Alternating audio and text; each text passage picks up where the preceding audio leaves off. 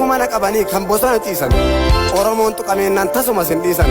eeleetti qadaaddatu dhaatanii gombisa tuttuqqaa baboodhiisi du'a keetii fokkisa gooticha gidda keessaa kan lubbuu sabaaf laate Elaa Girmaa Darajjee mucaa qeerroo lalisee yartuu karaattan bise ani bosona seenuun diina koo dhukaasuufi lubbuu keenaaf hamaa rugumaa kee immoo baasuufi wayi mukicha gamaa minaan koo irratti coba mureen irraa kaachisa waboo ajjeeseen fixaan dhiisi iyyaadiin soba dhukeen sirraa kaachisa muka muree kaa'een qinqanii nyaachisa tuttuqqaa baboodhiisi biyyeen si nyaachisa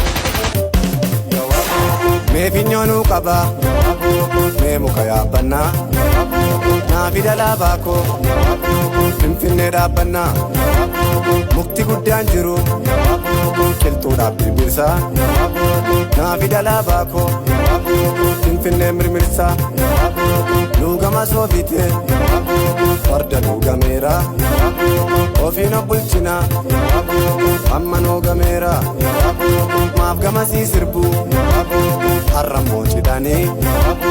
eenyutti firoomu beekaa keenya jedhanii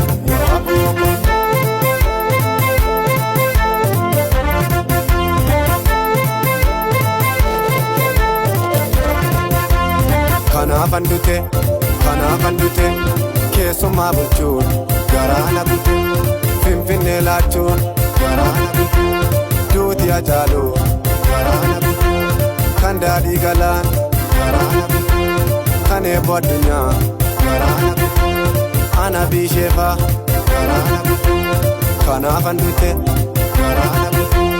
kanaafan dute garaana bute